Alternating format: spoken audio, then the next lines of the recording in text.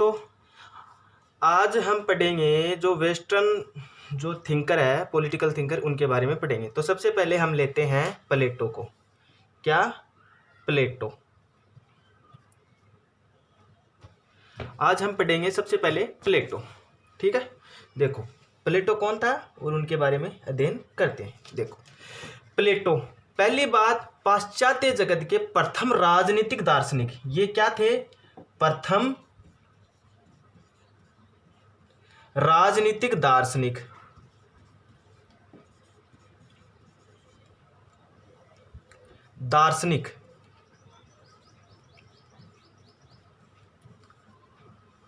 प्लेटो क्या थे? प्रथम राजनीतिक दार्शनिक। क्योंकि उससे पहले जितने भी पश्चिम में यानी पश्चिमी जो राजनीतिक विचारक है, उनका जो विवरण है वो क्रमबद्ध रूप से नहीं दिखाई देता। क्योंकि प्लेटो इस संबंध में कुछ महत्वपूर्ण बातें थी वो लिखित रूप में और कुछ क्रमबद्ध रूप में इन्होंने क्या किया, उनका संकलन कर दिया। उसका ये कथन कि राज्य मानव का प्रतिरूप है। एक कथन कहा था कि राज्य क्या है? राज्य मानव का प्रतिरूप है। क्या है? राज्य मानव का ही प्रतिरूप है। ये कहा था किसने? प्लेटो ने। क्योंकि प्लेटो का मानना था कि जिस प्रकार एक आदर्श मानव में सत्य, रज और तम गुण यानी सत्य, रज और तम गुणों का मेल होना चाहिए, उसी प्रकार एक आदर्श राज्य में भी तीनों गुण का सामंजस्य, सतोगुण, रजगुण और तम गुण, ये तीनों गुण की प्रधानता होनी चाहिए। रज, सत्य और तम ये इंसान में होते हैं और ये ही किस में होने चाहिए? ये ही राज्य में होने चाहिए। और ये क्या है? एक शाश्वत सत्य है। क्या है? ये एक शाश्वत सत्य है। इसी प्रकार प्लेटो का ये विश्वास है कि शासन सत्ता केवल उन लोगों के हाथ में होनी चाहिए जो आर्थिक स्वार्थों से निर्लिप्त तथा इहलौकिक आकर्षणों से परे हो। यानी उसका अमर संदेश है वो आज भी ये अमर हो गया। कहने का मतलब प्लेटो ने कहा कि जो राज्य है यानी राज करने की जो स्थिति है वो उन्हीं लोगों को प्रदान करनी चाहिए जो इन जैसे स्वार्थ हैं उनमें ना हो और सांसारिक जीवन से संबंधित ना हो।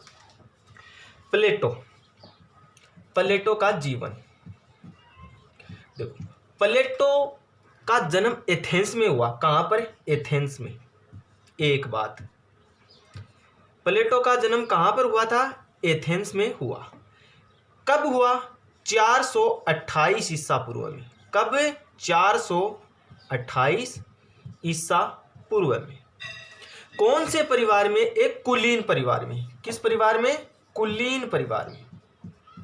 कुलीन परिवार वो होता है न तो ज्यादा धनाढ्य और न ही ज्यादा गरीब। ठीक है। और इसके जो बचपन का नाम, प्लेटो का जो बचपन का नाम, क्या नाम था बचपन का? बचपन का नाम अरिस्तोक्लीज था।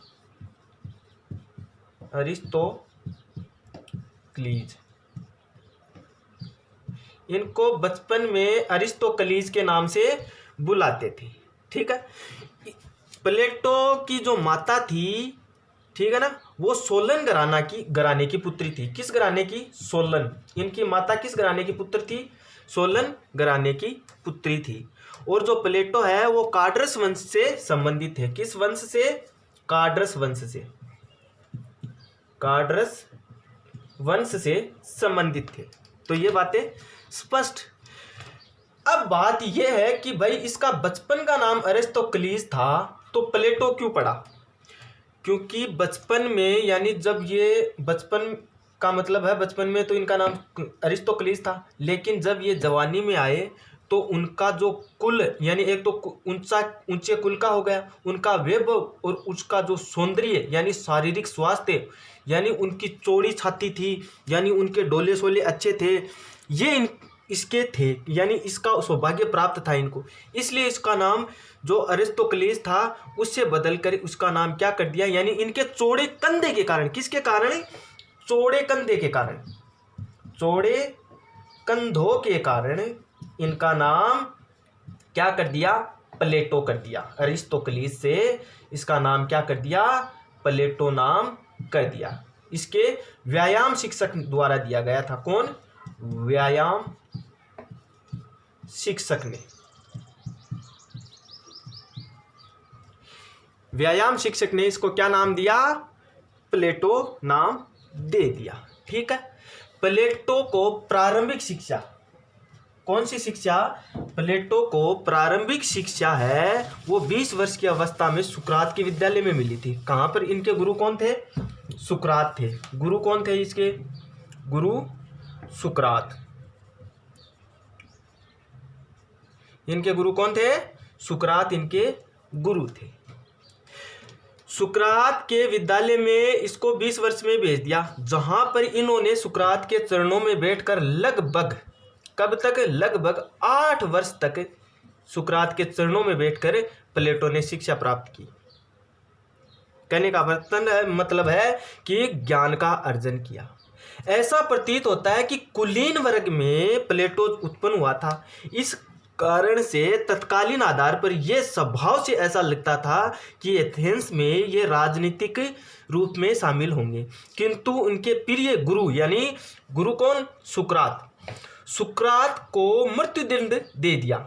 सुकरात को मृत्युदंड 399 ईसा पूर्व में दिया। क्योंकि सुकरात को मृत्युदंड इसलिए दिया गया क्योंकि उन्होंने वो धर्म के बारे में कुछ बोल दिया था, इसलिए। ठीक है। तो इनको क्या दे दिया गया? 399 ईसा पूर्व में सुकरात को मृत्युदंड दे दिया। ये जैसे ही सुकरात को मृत्युदंड दिया गया, राजनीतिक रूप से प्लेटो ने संन्यास ले लिया, यानी अपनी सारी जो राजनीतिक इच्छाएं थी उनको खत्म कर दिया वहीं पे। क्योंकि इसी के साथ क्या हुआ? उनका जो राजनीतिक रवैया है वो समाप्त हो गया। एक लेखक है फोस्टर। कौन? फोस्टर। फोस्टर इनके बारे में एक बात कहते हैं कि प्लेटो के जीवन में मोड़ 399 ईसा पूर्व में आया, जब उनकी आयु 28 वर्ष की थी। कौन? प्लेटो के जीवन में मोड़ कब आया? 399 ईसा पूर्व में, क्योंकि 399 ईसा पूर्व में उनके गुरु सुकरात को मृत्युदंड दे दिया गया था, और तब उसकी उम्र क्या थी? प्लेटो की 28 वर्ष थी।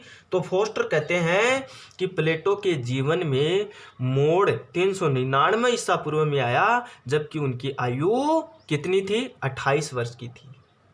इसी संदर्भ में एक लेखक है मैक्सी।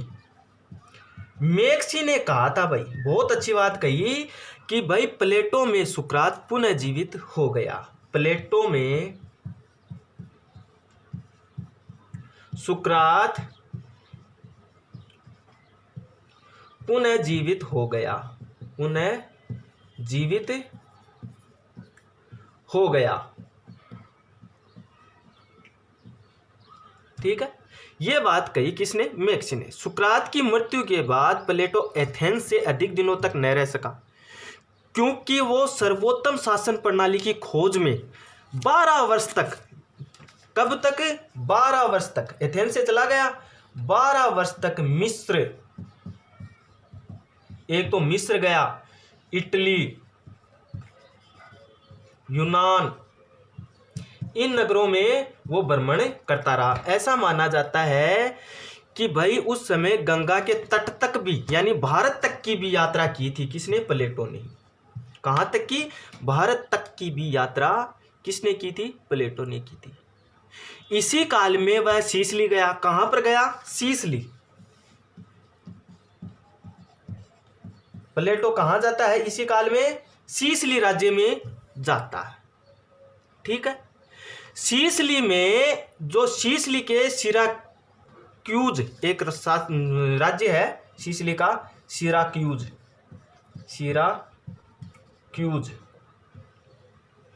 सिराक्यूज में जो है इनकी भेंट एक सुव्यवस्थित इंसान यानी दियोन टू से इसकी मुलाकात हुई। पहले क्या होता था कि पिता का नाम दियोन हो जाता था तो उसके पुत्र का नाम दियोन टू रख देते थे। तो दियोन नामक एक सुसहृदकृत यानी एक भले बहुत ही अच्छे इंसान से इनकी क्या होती है, भेंट होती है।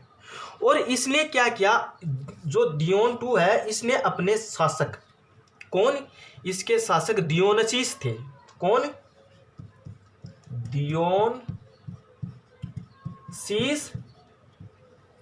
प्रथम से इसकी भेंट करवा दी। दियोनसीस प्रथम से इसकी भेंट करवा दी, किसकी, प्लेटो की। किसने, दियोन ने।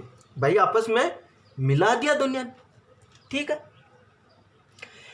यानी एक युग बीत जाने पर पितृभूमि, यानी भेंट करते ही एक युग बीत गया और एक पितृभूमि का प्रेम वापिस पुकारने लगा कि भाई मैं तो अपने क्षेत्र में जाऊंगा। सुकरात की मृत्यु के ठीक 11 वर्ष बाद, कितने, 11 वर्ष बाद, सुकरात की मृत्यु के ठीक 11 वर्ष विदेश यात्रा से लौटकर, कब, 388 ईसा पूर्व में, 388 ईसा पूर्व में प्लेटो ने एक शिक्षणालय खोला। कौन, क्या खोला, एक शिक्षणालय खोला जिसका नाम क्या था, अकादमी। अकादमी शिक्षणालय खोला, जो कि एशिया का प्रथम शिक्षणालय बोला गया। क्या बोला गया, एशिया का प्रथम शिक्षणालय। तो सुकरात ने प्लेटो ने कौन सा शिक्षणालय खोला, अकादमी। और ये एशिया का सबसे यानी पहला या प्रथम शिक्षणालय माना गया। इस अकादमी में कानून और दर्शन, किसकी, कानून प्लस दर्शन, इनकी शिक्षा दी जाती थी। कानून और दर्शन की शिक्षा दी जाती थी और भी प्रकार के विषय थे। लेकिन प्लेटो का जो गणित था ना, वो फेवरेट विषय था। गणित विषय है वो सबसे उसका फेवरेट विषय था। और गणित का ही एक भाग है ज्यामिति। ज्यामिति इसको सबसे ज्यादा प्रधानता देते थे प्लेटो। क्या देते थे, किसको, ज्यामिति को प्रधानता देते थे। ये शिक्षणालय के बाहर एक शब्द लिख रखा था, यानी बोर्ड पे, यानी बाहर जो खुद का शिक्षणालय था, अकादमी था। और अकादमी के बाहर इन्होंने एक शब्द लिखा कि let no man ignored of geometry entered here. कहने का मतलब है कि गणित यानी ज्यामिति से अनभिज्ञ व्यक्ति का प्रवेश निषेध है। क्या है, ज्यामिति से अनभिज्ञ व्यक्ति का प्रवेश है वो निषेध है। इसके अंदर आना है तो उसे ज्यामिति का थोड़ा बहुत ज्ञान होना चाहिए। फिर 81 वर्ष की आयु में, कब, 81 वर्ष की आयु में 347 ईसा पूर्व में, 347 ईसा पूर्व में प्लेटो ने अपने पीछे सैकड़ों शिष्यों को छोड़कर मृत्यु को प्राप्त हो गए। उनमें से एक शिष्य इनके अरस्तु भी थे। कौन थे, अरस्तु भी थे। तो इनकी मृत्यु हो गई 347 ईसा पूर्व में और जन्म होता है 427 ईसा पूर्व में। और अपना शिक्षणालय कब खोला, 388 ईसा पूर्व में। और शिक्षणालय का क्या नाम था, अकादमी नाम था। तो ये तो था इनका जीवन परिचय। अब देख लेते हैं इनकी मोस्ट पुस्तकें तो इन्होंने बहुत लिखी, लेकिन सबसे इंपॉर्टेंट पुस्तकों के बारे में चर्चा करेंगे। प्लेटो ने कुल मिलाकर के यानी इसने संवाद शैली यानी प्रश्नोत्तर विधि का वो अब उपयोग किया। किसका, यानी इन्होंने प्रश्नोत्तर या वार्तालाप या संवाद विधि का प्रयोग सबसे ज़्यादा किया। ऐसा बताया जाता कि कुल 36 संवाद लिखे थे प्लेटो ने। कितने, 36 संवाद लिखे थे। इनकी सबसे इंपॉर्टेंट पुस्तक तो है रिपब्लिक। कौन सी, रिपब्लिक। वेरी इंपॉर्टेंट पुस्तक है वो रिपब्लिक है। लेकिन इसकी अन्य पुस्तक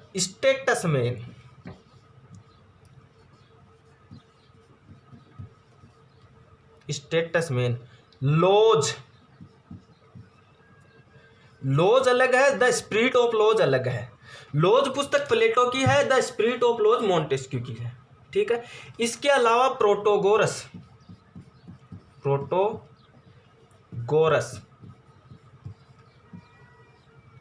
सिम्फालिस,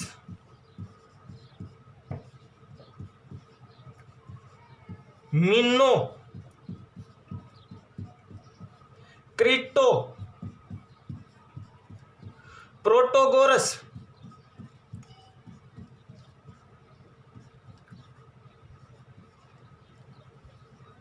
रिपब्लिक, स्टेटसमैन, लॉज, सिम्फालस और मिनो, क्रिटो, सोफिस्ट,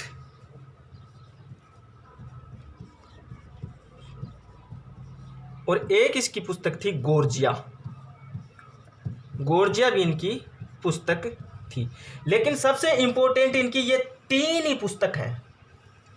इंपॉर्टेंट जो पुस्तक है ये सबसे ज़्यादा 3 ही है। सबसे ज़्यादा वेरी वेरी इंपॉर्टेंट रिपब्लिक, उसके बाद में स्टेटसमैन, और पूछ लिया जाए कि प्लेटो पर प्रभाव,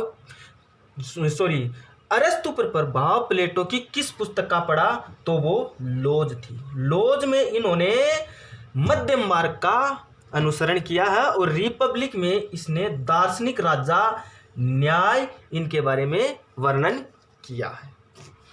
अब हम देखेंगे प्लेटो की जो रिपब्लिक है उसका थोड़ा सा विवरण देखते हैं। रिपब्लिक क्या है, तो हम देखते हैं रिपब्लिक के बारे में। चलिए देखते हैं। हम पढ़ेंगे रिपब्लिक।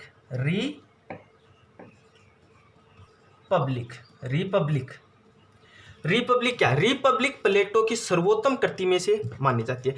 इसकी शैली कैसी है? शैली है नाटकीय। नाटकीय तो शैली है। कौन सी शैली है? नाटकीय। नाटकीय बोल दो, कवित्व बोल दो, या कल्पना पर आधारित बोल सकते हो। इसको हिंदी में गणराज्य कहते हैं और इसका जो उपशीर्षक है वो न्याय है। क्या है? न्याय।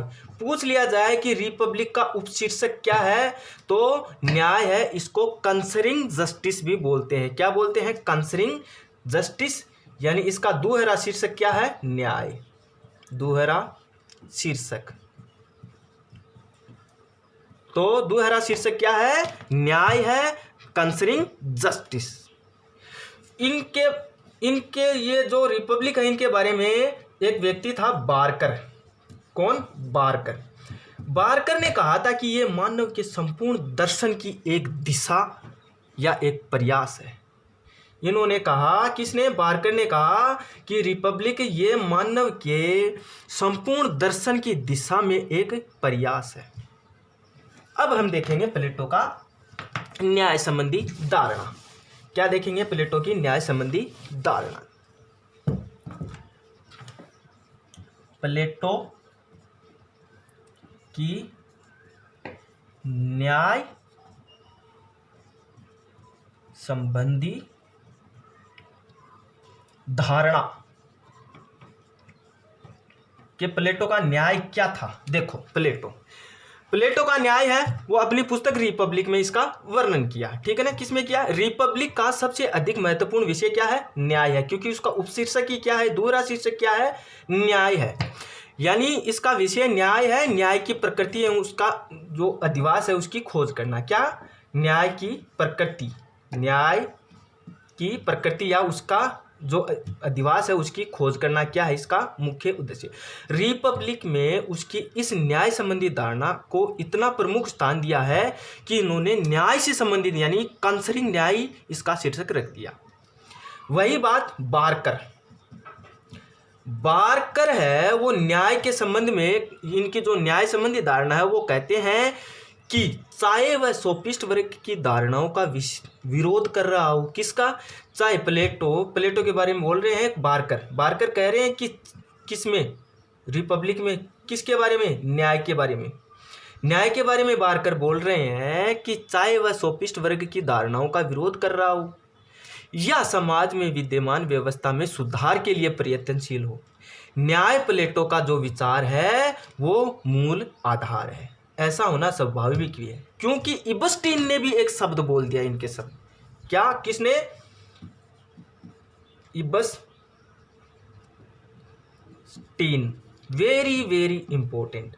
अगर प्लेटो के न्याय से संबंधित यानी किसी का कथन पूछेंगे तो इबस्टीन का पूछेंगे। इबस्टीन ने कहा था कि प्लेटो के न्याय संबंधी विवेचन में उसके राजनीतिक दर्शन के समस्त तत्व शामिल है। क्या?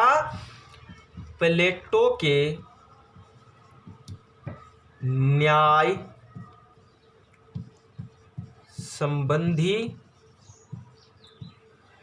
विवेचन में, प्लेटो के न्याय संबंधी विवेचन में उसके राजनीतिक दर्शन के, उसके राजनीतिक दर्शन के समस्त तत्व शामिल है। समस्त तत्व शामिल है। यह बात किसने कही? इबस्टीन ने। बहुत ज्यादा इंपॉर्टेंट है भाई। अगर क्वेश्चन किसी लेखक के बारे में पूछता है तो इबस्टीन का वो कथन है वो बहुत ज्यादा इंपॉर्टेंस रखता है। ठीक है, देखो प्लेटो का जो न्याय है, वर्तमान समय में न्याय की जो परिभाषा दी जाती है उससे बहुत अलग है, क्योंकि वर्तमान समय में न्याय का प्रयोग है वो कानून के आधार पर यानी न्यायाधीश के द्वारा किया गया न्याय के समकक्ष माना जाता है। किंतु प्लेटो ने न्याय शब्द का प्रयोग वैज्ञानिक अर्थ में नहीं किया। किस अर्थ में किया है? प्लेटो ने न्याय शब्द का प्रयोग है वो किस में किया है? नैतिक अर्थ में किया। किस अर्थ में? नैतिक अर्थ में। आज का न्याय है वो कानूनी अर्थ है, लेकिन प्लेटो ने इसका अर्थ लगाया किससे? नैतिक अर्थ से लगाया। किससे लगाया है? नैतिक अर्थ से। उसके द्वारा न्याय शब्द का प्रयोग धर्म यानी लौकिक यानी धर्म के पर्यायवाचक माना है। लौकिक धर्म या धर्म के पर्याय माना है। ठीक है, इसका अर्थ केवल यह है कि मनुष्य अपने उन सभी कर्तव्यों का पालन करे जिनका पालन समाज व्यवस्था के लिए हित में हो। यानी समाज में जो व्यवस्था है वो अपने कर्तव्यों ने यानी जिन काम के लिए बना है, जिस काम के लिए वह है वही काम करे। ठीक है, इसके संदर्भ में इसी के शिष्य कौन? अरस्तु। अरस्तु ने एक बात कह डाली कि न्याय वह संपूर्ण सद्गुण है जो हम एक दूसरे के साथ में व्यवहार में प्रदर्शित करते हैं। न्याय वह संपूर्ण सद्गुण है जो हम एक दूसरे के साथ व्यवहार में प्रदर्शित करते हैं। क्या करते हैं? व्यवहार में प्रदर्शित करते हैं। न्याय वह संपूर्ण सद्गुण है जो हम एक दूसरे के व्यवहार में प्रदर्शित करते हैं,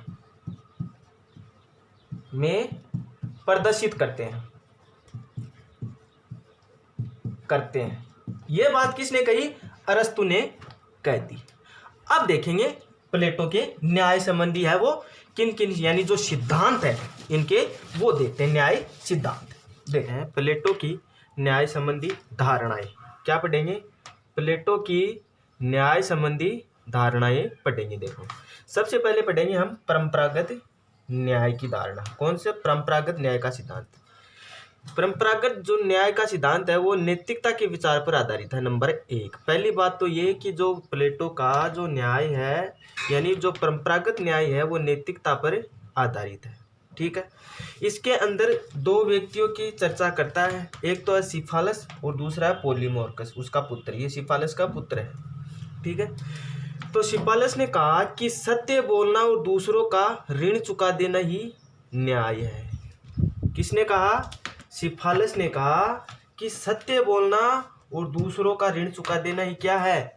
न्याय है।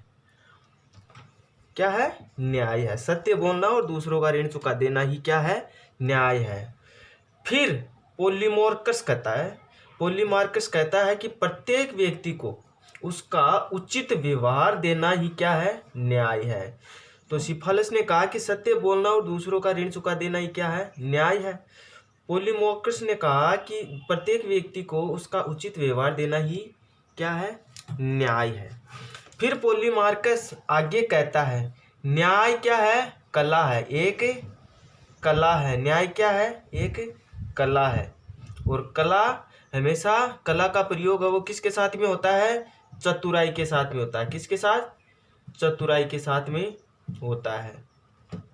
तो भाई अतः मित्र के प्रति श्रेष्ठ और शत्रु के प्रति घृणित व्यवहार करना चाहिए। तो मित्र के प्रति श्रेष्ठ और शत्रु के प्रति घृणित व्यवहार करना चाहिए। क्या करना चाहिए? घृणित व्यवहार करना चाहिए। किसके प्रति? शत्रु के प्रति। तो ये परंपरागत न्याय की जो व्याख्या है इन दो लोगों ने की, सिफालस और पोलीमार्कस ने। तो इन दोनों ही सिद्धांतों का जो प्लेटो है वो खंडन करता है, उनका विरोध करता है। वो कहता है कि प्लेटो कहता है कि सत्य बोलना और ऋण चुका देना एक रूप में न्याय की परिभाषा मतलब एक दोषपूर्ण है, त्रुटिपूर्ण है, क्योंकि ये दोनों ही कार्य कुछ परिस्थितियों में अन्यायपूर्ण और अनुचित हो सकते हैं। जैसे सत्य बोलते हुए दूसरे देश को अपने सैनिक रहस्यों की जानकारी दे दी तो क्या ये न्याय होगा? ये न्याय कतई नहीं होगा। ये क्या होगा? अन्याय होगा। इसी प्रकार यदि कोई व्यक्ति अपने स्वस्थ यानी एकदम सही है, स्वस्थ चित्त का है और अपने मित्र को अपने अस्त्र दे देता है और ऐसे हालात में वो कुछ दिनों बाद यदि वो पागल हो जाए और वही अस्त्र वो पागल होते हुए वो वापस मांगे तो क्या उसे वो अस्त्र दे देना न्याय होगा? कतई भी न्याय नहीं होगा। यानी व्यापारिक नैतिकता क्या होगी कि व्यापारिक नैतिकता के आधार पर न्याय की जो परिभाषा दी गई उसे संपूर्ण जीवन में नहीं अपनाया जा सकता। एक और पोलीमार्कस कहते हैं कि भाई प्रत्येक व्यक्ति के साथ उसका उचित व्यवहार देना चाहिए। यानी न्याय क्या है? कला बताई है और कला चतुराई के साथ में उसका प्रयोग किया जाता है। तो मित्र के साथ श्रेष्ठ और शत्रु के साथ घृणित व्यवहार करना ही क्या होगा? न्याय होगा। लेकिन इसका भी खंडन किया है किसने? प्लेटो ने। प्लेटो ने कहा कि यदि वह नाम का ही मित्र हो तो क्या होगा? यदि मित्र नाम का ही मित्र हो तो क्या होगा? तो ऐसी स्थिति में उसके साथ श्रेष्ठ व्यवहार करना अच्छा नहीं होगा। और शत्रु के प्रति यदि घृणित व्यवहार करना है तो ये तो नैतिकता के एकदम विपरीत है। अतः प्लेटो ने परंपरागत न्याय की एकदम खंडन किया, परंपरागत न्याय का। तो अब दूसरा 2 नंबर का न्याय आता है क्रांतिकारी सिद्धांत। कौन सा? क्रांतिकारी सिद्धांत। परंपरागत न्याय पढ़ लिया, क्रांतिकारी सिद्धांत। क्रांतिकारी सिद्धांत के अंदर थ्रेसीमेकस का सिद्धांत है भाई,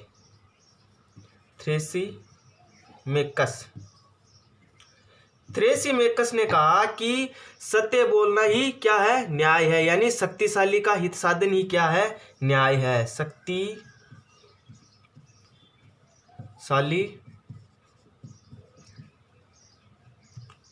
का हित साधन न्याय है। हित साधन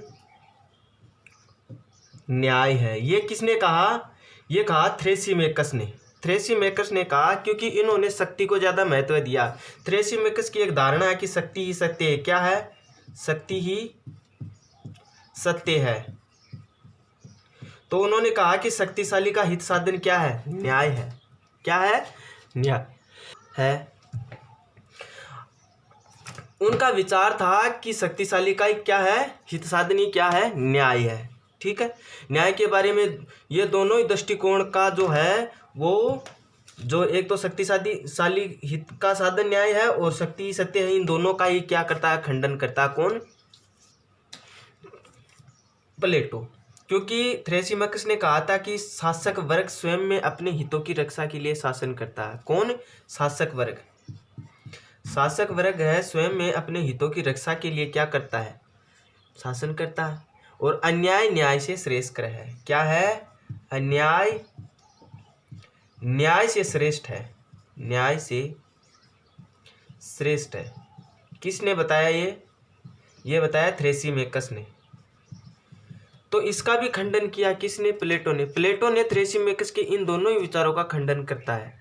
प्रथम विचार के संबंधी में उनका कथन है कि शासन करना एक कला है और सभी कलाओं का लक्ष्य क्या है? कि अपने स्वार्थ की पूर्ति करना नहीं होता। यानी जनता की सेवा करना ही क्या है, एक शासन करने की विधि है। यानी शासन करने का उद्देश्य यही है कि जनता की जो है वो कठिनाई को दूर करे। कौन? शासक। तो शासक वर्ग का स्वयं का हित नहीं हो सकता। उसी प्रकार शासक का लक्ष्य प्रजा के दोषों को, दुखों को, कठिनाइयों को दूर करना, उनका कल्याण करना क्या है। दूसरे विचार के संबंध में उनका कथन है कि न्याय पर चलने वाला व्यक्ति अन्याय अपेक्षा अधिक सुखी होता है। कैसे? अन्याय पर एक बार, जैसे मान लीजिए किसी ने चोरी कर ली और वो धन प्राप्त भी कर लिया, लेकिन मजदूरी करने वाला व्यक्ति है, उसने जो धन इकट्ठा किया वो ज़्यादा सुखी रहेगा या चोरी करने वाला? नहीं, मजदूरी करने वाला है वो ज़्यादा सुखी रहेगा। तो ये इसका भी खंडन किया किसने? प्लेटो ने। फिर तीसरा सिद्धांत आता है कार्य कारण सिद्धांत। कौन सा सिद्धांत? कार्य कारण सिद्धांत। कार्य कारण सिद्धांत। इसका प्रतिपादन ग्लोकॉन ने किया था। इसका प्रतिपादन किसने किया? ग्लोकॉन ने किया था। इनके अनुसार न्याय एक कृत्रिम वस्तु है। क्या है? न्याय एक कृत्रिम वस्तु है। किसके अनुसार? ग्लोकॉन के अनुसार न्याय क्या है? एक कृत्रिम वस्तु है और इसका आधार कोई शाश्वत नियम न होकर के क्या है? समय अनुसार बदलती परंपराएं हैं। तो क्या है इसका आधार? समय अनुसार बदलती परंपराएं, बदलती परंपराएं हैं। किसके अनुसार? ग्लोकॉन के अनुसार। इन्होंने कहा कि न्याय क्या है? न्याय भय का शिशु है। न्याय भय का शिशु है।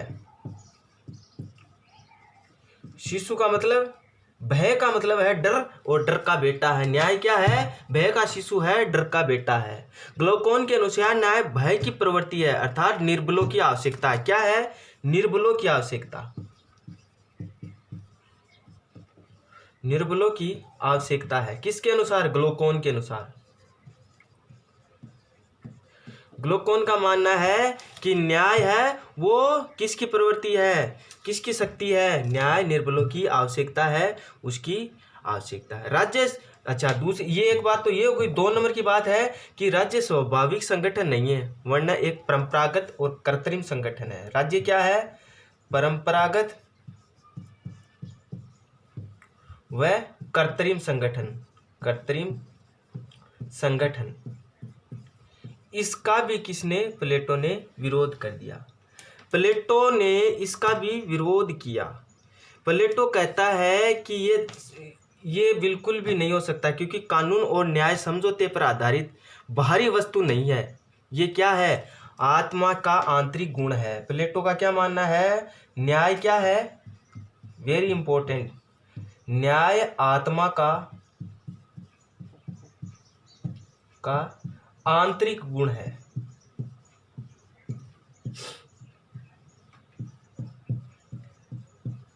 प्लेटो के अनुसार न्याय क्या है? आत्मा का आंतरिक गुण है। यानी न्याय क्या है? आत्मा के अंदर की वस्तु है, न कि बाहर की वस्तु है।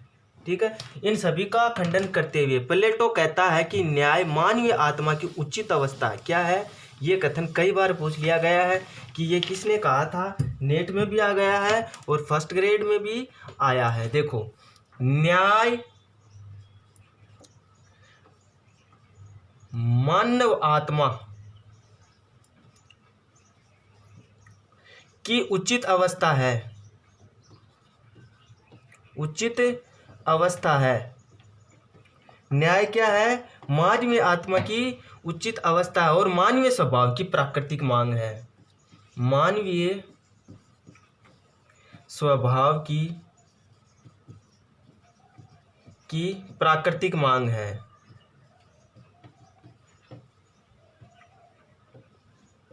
यह कथन बहुत बार पूछ लिया गया कि न्याय मानव आत्मा की उचित अवस्था एवं मानवीय स्वभाव की प्राकृतिक मांग है। कहने का मतलब प्लेटो कहता है कि न्याय राज्य का प्राणवायु है। क्या है?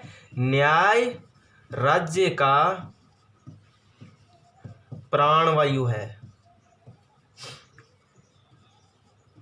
न्याय क्या है? राज्य का प्राणवायु है। प्लेटो ने न्याय को 2 रूपों में वर्णित करता है। कितने रूपों में? दो रूपों में प्लेटो न्याय को वर्णित करता है। नंबर 1 व्यक्तिगत या सामाजिक।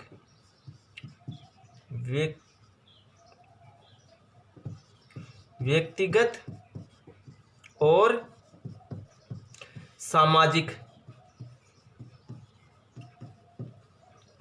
ये तो हो गया 1 नंबर का। या दूसरा है राज्य से संबंधित। किससे संबंधित? राज्य से संबंधित। प्लेटो है राज्य को 2 रूपों में विभक्त करता है, एक तो व्यक्तिगत और सामाजिक, दूसरा राज्य से संबंधित है। किससे संबंधित है? राज्य से संबंधित है। प्लेटो की धारणा है कि मानवीय आत्मा के 3 तत्व या अंश होते हैं। मानवीय आत्मा के कितने तत्व होते हैं? मानवीय आत्मा के 3 तत्व होते हैं। कितने? 3 तत्व। वे 3 तत्व कौन कौन से होते हैं? इंद्रिय तृष्णा, एक तो होती है इंद्रिय तृष्णा। इंद्रिय तृष्णा क्या होती है? इंद्रिय तृष्णा, नंबर 1। नंबर 2 शौर्य, और नंबर 3 बुद्धि। ये मानवीय आत्मा के 3 तत्व या 3 अंश होते हैं। यानी ये उचित, जब तीनों गुण जब उचित अनुपात में मानव के मस्तिष्क में विद्यमान रहते हैं, तभी व्यक्ति क्या करता है? न्याय का पालन करता है। क्या करता है? न्याय का पालन करता है। ये तीनों चीज आत्मा है उनके व्यक्ति में, यानी एकदम करेक्ट रूप से होनी चाहिए, तभी वह व्यक्ति है राज्य में न्याय स्थापित कर सकेगा। ठीक है। जैसे दूसरे शब्दों में इंद्रिय तृष्णा, शौर्य और बुद्धि उचित समन्वय और सामंजस्य के जीवन में न्याय की सृष्टि करता है। इन तीनों में क्या होना चाहिए? उचित समन्वय होना चाहिए। क्या होना चाहिए? उचित समन्वय होना चाहिए।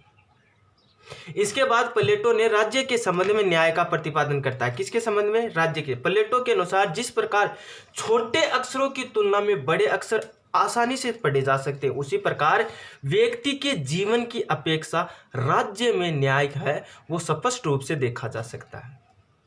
राज्य के संबंध में प्लेटो ने कहा कि राज्य क्या है? मानव का क्या है? राज्य मानव मस्तिष्क का व्यापक रूप है। क्या है? राज्य मानव मस्तिष्क का व्यापक रूप है। प्लेटो के अनुसार राज्य क्या है? राज्य मानव मस्तिष्क का व्यापक रूप है। प्लेटो के अनुसार राज्य क्या है? मानव मस्तिष्क का व्यापक रूप है। राज्य बलूत के वृक्ष अथवा चट्टानों से नहीं निकलते। राज्य बलूत के वृक्ष अथवा चट्टानों से नहीं निकलते। नहीं निकलते। ये व्यक्ति के चरित्र में निवास करते हैं। ये व्यक्ति के चरित्र का परिणाम है। ये क्या है? व्यक्ति के चरित्र का परिणाम है, जो उनमें निवास करते हैं, जो उनमें निवास करते हैं, निवास करते हैं। तो प्लेटो ने कहा कि राज्य क्या है? मानव मस्तिष्क का व्यापक रूप है। राज्य क्या है? मानव मस्तिष्क का व्यापक रूप है। राज्य बलूत के वृक्ष अथवा चट्टानों से नहीं निकलते। ये व्यक्ति के चरित्र का परिणाम है, जो उनमें निवास करते हैं। ये किसने कहा? प्लेटो ने कहा। अतः मानव जीवन में इन गुणों के अनुरूप ही होना चाहिए। प्लेटो ने राज्य के 4 गुण बताए हैं। कितने गुण? 4 गुण। प्लेटो ने राज्य के कितने गुण बताए हैं? राज्य के 4 गुण बताए हैं।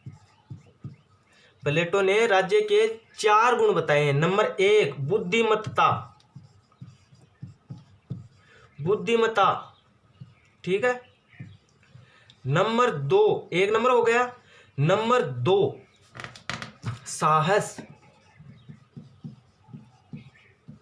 नंबर 3 संयम। और सबसे इंपॉर्टेंट, सबसे ज्यादा महत्वपूर्ण है वो क्या है? वो गुण है न्याय। चौथा सद्गुण क्या बताया है? न्याय, यानी चौथा सद्गुण है। यानी बुद्धिमत्ता, साहस और संयम। बुद्धिमत्ता, साहस और संयम, ये तो 3 अलग है। और चौथा सद्गुण है वो क्या है? न्याय है। क्या है? न्याय है। इन तीनों गुणों के प्रतिनिधि के रूप में राज्य 3 वर्ग बांटे गए हैं। कितने? 3 वर्ग। बुद्धिमत्ता, इसका वर्ग कौन सा हो गया? शासक। साहस, सैनिक वर्ग। संयम, उत्पादक वर्ग। ये 3 वर्गों में बांटा है। यानी तीनों गुणों के हिसाब से 3 राज्य के भी 3 वर्ग बांट दिए गए हैं, लोगों के भी 3 वर्ग बांट दिए हैं। बुद्धिमत्ता यानी शासक, साहस यानी सैनिक, सैनिकों में साहस होता है कि नहीं? साहस होता है तभी वह अपनी सीमाओं की रक्षा करते हैं। संयम यानी संयमशील, यदि उत्पादन करता होगा तो क्या होगा? उत्पादक होगा, ज्यादा उत्पादन होगा, संयमशील होकर के करेगा तो। ठीक है, यानी राज्य तीनों वर्ग हैं ये, जो जैसे शासक निस्वार्थ भाव से अपने हितों की रक्षा करते हुए शासन का कार्य करे। कौन? शासक। कि बिना भेदभाव के, बिना स्वार्थ के शासक वो क्या करे? राज्य में शासन करे। नंबर 1 सैनिक अपने प्राणों की बाजी लगाते हुए, अपने साहस और शौर्य का परिचय देते हुए अपनी सीमाओं की क्या करे? रक्षा करे। क्या करे? रक्षा करे। ठीक है। उत्पादक वर्ग सभी कष्ट को झेलते हुए अधिक से अधिक उत्पादन सामग्री उत्पादन करे। तो ये किसका कार्य हो गया? उत्पादक कार्य का। तो ये तीनों लोग हैं, यानी ये तीनों वर्ग है, ये आपस में अपना अपना कार्य करेंगे। ठीक है ना? यानी ये तीनों ही राज्य में अपने अपने काम करेंगे। यानी राज्य में, तभी राज्य में न्याय स्थापित हो पाएगा। क्या हो पाएगा? तभी राज्य में न्याय स्थापित हो जाएगा। यानी प्लेटो का मानना है कि न्याय वस्तुतः कर्तव्य पालन से परे कोई वस्तु नहीं है। ये तीनों लोग अपने कर्तव्य का पालन करेंगे तो ही न्याय होगा। यानी बुद्धिमत्ता किस में होती है? शासक वर्ग में। और शासक है वो अपने निस्वार्थ भाव से, बिना स्वार्थ के शासन करे। सैनिक वर्ग है, यानी इसमें किसकी प्रधानता होती है? साहस की होती है। तो निस्वार्थ भाव से शौर्य का परिचय देते हुए अपनी सीमाओं की रक्षा करे। और जो उत्पादक वर्ग है वो संयमशील होकर के अधिक से अधिक उत्पादन करे। ये तीनों काम करेंगे तो क्या होगा? राज्य में न्याय अपने आप स्थापित हो गया। ठीक है। प्लेटो कहते हैं कि ये अपने निश्चित स्थान, किसमें? अपने निश्चित स्थान और कर्तव्यों का पालन करता है। यानी दूसरे के कर्तव्यों में हस्तक्षेप नहीं करना चाहिए। यानी शासक वर्ग को सैनिक का कार्य नहीं करना चाहिए, उत्पादक वर्ग को साहस का कार्य नहीं करना चाहिए। ठीक है। और ये जो ये काम करने लग जाएगा, यानी शासक वर्ग है वो खेत में जाके काम करने लग जाएगा, तो अव्यवस्था फैलेगी कि नहीं फैलेगी? तो इस तरह से मानता है कि अपना कार्य करना और दूसरे के कार्य में हस्तक्षेप नहीं करना क्या है? न्याय है। क्या है? न्याय है। तो ये प्लेटो का न्याय है वो किस पर आधारित हो गया? कार्य विशेषीकरण पर। कार्य विशेषीकरण पर आधारित हो गया। विशेषीकरण यानी कार्य विशेषीकरण का मतलब है अपना कार्य करना और दूसरों के कार्य में हस्तक्षेप नहीं करना। क्या है? न्याय है। यानी एक व्यक्ति को एक ऐसा कार्य कुशलता पूर्वक करना चाहिए जो उसके स्वभाव के नितांत अनुकूल हो। यानी उनका मानना यही था कि न्याय तभी होगा जब अपना कर्तव्य स्वयं करेगा, अपना कार्य करेगा और दूसरों के कार्य में हस्तक्षेप नहीं करेगा, तो क्या होगा? राज्य में न्याय स्थापित होगा। इसी संदर्भ में कैटलिन ने कहा था कि मेरा स्थान उसके कर्तव्य में ही न्याय है। किसने कहा? कैटलिन ने। कैटलिन ने कहा न्याय के बारे में। कैटलिन ने कहा कि मेरा स्थान और उसके कर्तव्य यही न्याय है। क्या है? यही न्याय है। तो अब देख लेते हैं प्लेटो की न्याय संबंधी जो धारणा है इसकी विशेषता क्या है। ठीक है, नंबर 1, नैतिक सिद्धांत। नैतिक सिद्धांत, प्लेटो का न्याय क्या है? नैतिक सिद्धांत पर आधारित है। कैसे? प्लेटो की न्याय संबंधी धारणा क्या है? कानूनी थोड़ी है, ये नैतिक है और सर्वव्यापी। कानूनी धारणा न होकर के क्या है? नैतिक धारणा है, क्योंकि कर्तव्य पालन को ही इन्होंने क्या बता दिया? न्याय कहा है कि अपना कर्तव्य करना ही क्या है? न्याय है। दूसरा 2 नंबर, न्याय जीवन का एक आंतरिक तत्व है, वह संतुलनकारी तत्व है। संतुलनकारी तत्व है। प्लेटो का मानना है कि न्याय कर्तव्य में बाहरी की कोई वस्तु नहीं है, मनुष्य के अंतःकरण एक पवित्र भावना है। न्याय क्या है? मनुष्य के अंतःकरण की एक पवित्र भावना है, जिसका आधार क्या है? आत्मसंयम और आत्मत्याग है। क्या है? आत्मसंयम 1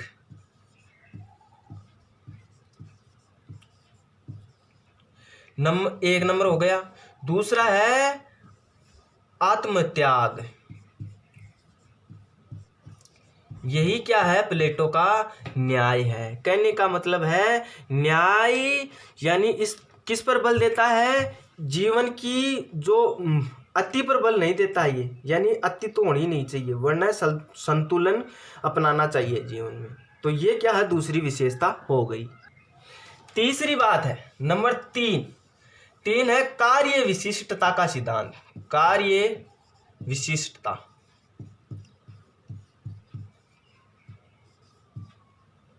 क्या? कार्य विशिष्टता का सिद्धांत। कार्य विशिष्टता का मतलब है कि भाई इस सिद्धांत में मानव आत्मा है, यानी मानवीय जीवन के 3 नैसर्गिक तत्व बताए हैं। 1 विवेक, साहस और तृष्णा। क्या है? तृष्णा। विवेक किसमें होता है? शासक में।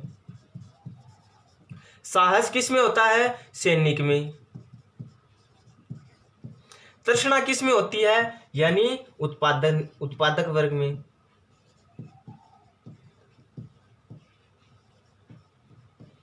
ठीक है, तो क्या क्या होती है? विवेक किसमें होता है? शासक में। साहस किसमें होता है? सैनिक में। तृष्णा होती है किसमें? उत्पादक वर्ग में। यानी ये जैसे ये शासन का कार्य करेगा, ये सैनिक है वो सीमाओं की रक्षा करेगा, ये अपने निस्वार्थ भाव से काम करके अधिक से अधिक उत्पादन करेगा। इसका मतलब है कि अपना कार्य करना और दूसरे के कार्य में हस्तक्षेप नहीं करना क्या है? न्याय है। इसको बोलते हैं कार्य विशिष्टीकरण का सिद्धांत। क्या बोलते हैं? कार्य विशिष्टीकरण का सिद्धांत। यानी शासक वर्ग है वो शासन का कार्य करे और सैनिक वर्ग है वो साहस का परिचय देते हुए सीमाओं की रक्षा करे, और उत्पादक वर्ग है वो अपनी तृष्णा भावना यानी उसका पालन करते हुए यानी अधिक से अधिक उत्पादन करे। तो यही क्या है? न्याय है। ये हो गया कार्य विशिष्टीकरण का सिद्धांत। यानी एक व्यक्ति थे रुज ने कहा था कि अपने कार्य को करना और अन्य लोगों के कार्य में हस्तक्षेप नहीं करना क्या है? न्याय है। क्या कहा? कि अपना कार्य करना और अन्य लोगों के कार्य में हस्तक्षेप नहीं करना ही क्या है? न्याय है। फिर चौथी बात आती है अति व्यक्तिवादी। अति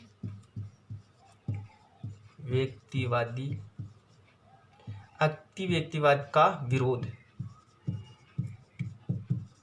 अति व्यक्तिवाद का तो विरोध किया और सावयव एकता का सिद्धांत दिया। किसका? सावयव एकता का सिद्धांत दिया। अति व्यक्तिवाद का विरोध किया और सावयव एकता का क्या दिया? सिद्धांत दिया। न्याय सिद्धांत का एक प्रमुख मान्यता है कि व्यक्ति समष्टि का एक अंग है। किसका? समष्टि का एक अंग है, और समाज के विकास में व्यक्ति का विकास निहित होता है। किसके विकास में? समाज के विकास में ही किसका विकास होता है? व्यक्ति का विकास होता है। कार्य विशिष्टता का सिद्धांत वर्गों में व्यक्तियों की भिन्नता उत्पन्न करने के लिए नहीं वरन एकता उत्पन्न करने के लिए की गई थी। न्याय सिद्धांत व्यक्ति बनाम राज्य जैसी कोई स्थिति नहीं है। इसमें व्यक्ति राज्य के लिए है और राज्य के प्रति उसके कर्तव्य हैं, अधिकार नहीं। तो व्यक्ति किसके लिए है? व्यक्ति राज्य के लिए है और राज्य के प्रति उसके कर्तव्य है, न कि उसके अधिकार है। तो प्लेटो ने स्पष्ट कहा कि नागरिकों के कर्तव्य भावना ही राज्य में न्याय स्थापित कर सकता है। क्या? नागरिकों में कर्तव्य की भावना ही क्या कर सकता है? राज्य में न्याय है वो स्थापित कर सकता है। अब देखते हैं दार्शनिक आधार। किसके आधार पर? दार्शनिक आधार पर। दार्शनिक आधार।